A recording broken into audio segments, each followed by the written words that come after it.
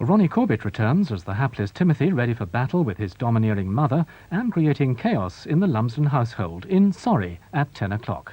This is BBC One. BBC News and Election 87 with David Dimbleby and Julia Somerville.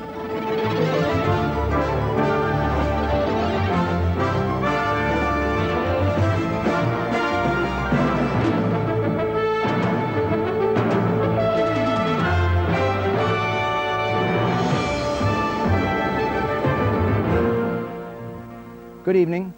Britain has drawn up a list of sanctions that will be imposed on Iran if there's no explanation or apology for the treatment handed out to the British diplomat.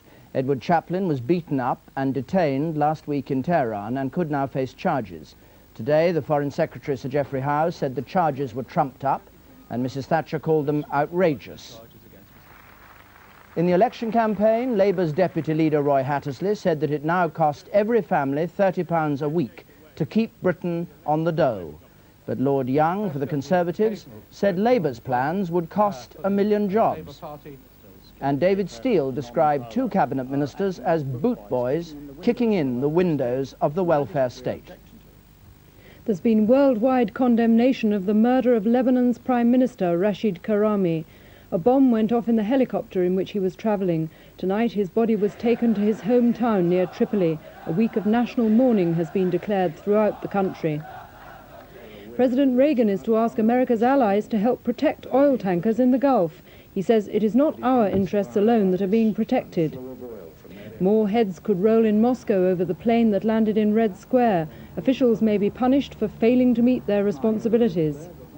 And the new measures to stop cricket's test match hooligans. There'll be crowd control, video cameras and a ban on excessive alcohol. Britain is demanding an apology from Iran for the attack on a senior British diplomat in Tehran last week.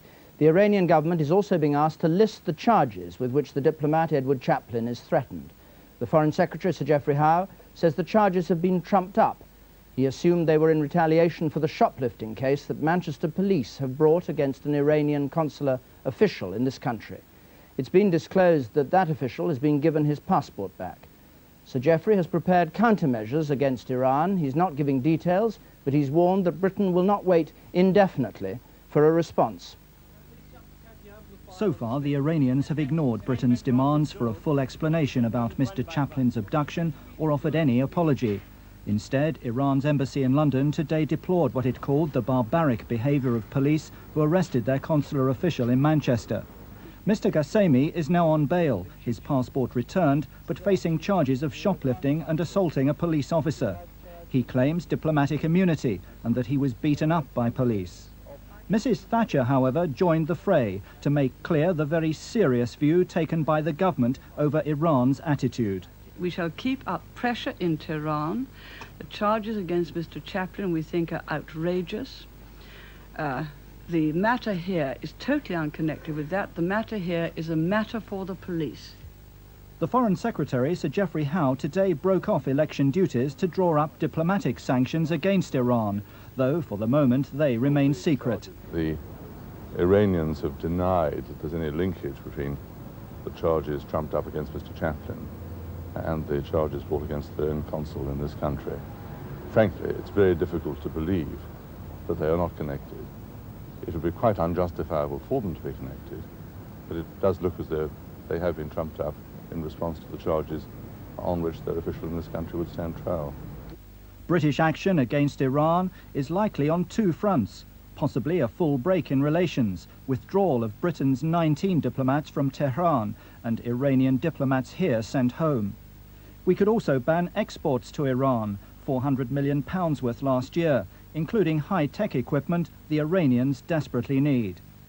Tonight, Mr. Chaplin is safe inside the Swedish embassy compound in Tehran. However, he cannot leave Iran without an exit visa, and he still faces the threat of serious charges being brought against him despite his diplomatic immunity.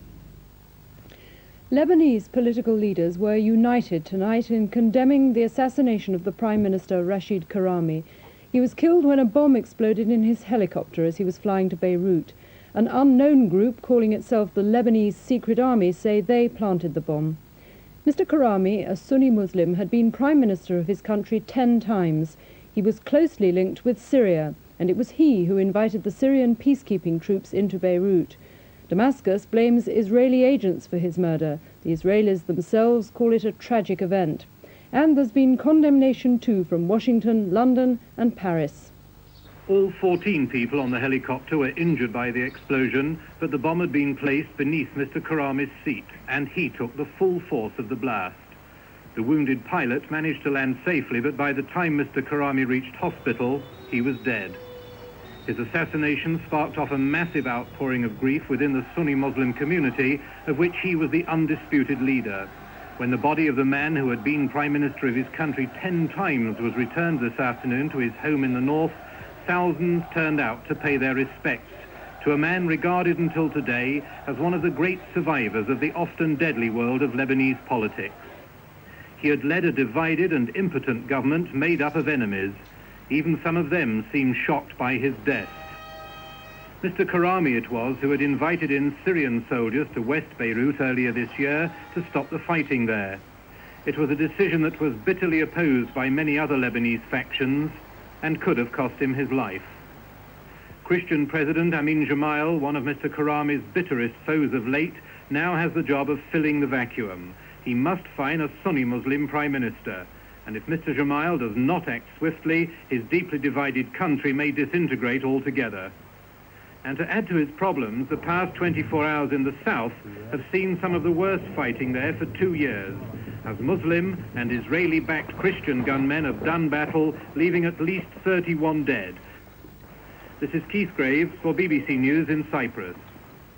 In the election campaign, the Conservatives claimed that Labour's plans, far from cutting unemployment, would have the opposite effect, that the numbers out of work would rise. Lord Young, the Employment Secretary, at the start of a day in which jobs and industry were argued out between the two parties, alleged that Labour would put 1 million people out of work. Labour leader Neil Kinnock condemned Lord Young as an economic illiterate and accused Mrs Thatcher of shutting down much of British industry. According to David Owen for the Alliance, the Tories had cooked the books, but it couldn't disguise their abysmal record on unemployment. Tonight, Labour's deputy leader, Roy Hattersley, said the cost of maintaining the unemployed was now £1,500 a year for every family, or £30 a week. The Conservative chairman, Norman Tebbit, countered with an attack on all Labour's policies, their financing, and on their party's spokesman, Brian Gould. It cost the government £21 billion, £21,000 million a year in taxes lost and benefits paid, £21 billion a year to keep Britain on the dole.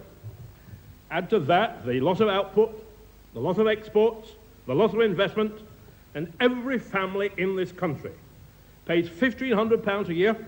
That's £30 a week as the price of keeping Britain out of work.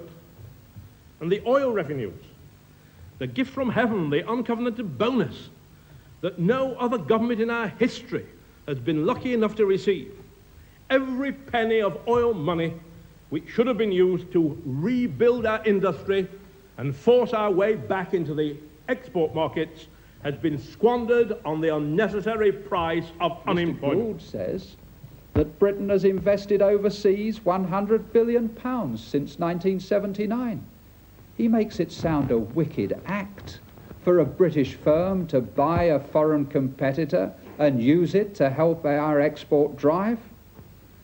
He says this would be brought back. He says the control of capital, that means money, is essential to Labour's plans. Well, tell us, Mr. Gould, how would you force people to sell their investments overseas and to bring the money back? You must know, Mr. Gould. Why not tell us? In fact, every day, on issue after issue, Labour's policies are exposed as deceits, as muddles and mysteries. This debate on jobs began this morning at the news conferences of the Conservatives and of Labour. Our political editor John Cole assesses the different approaches of the two parties to unemployment. Conservatives have two handicaps when fighting on unemployment. The issue that polls say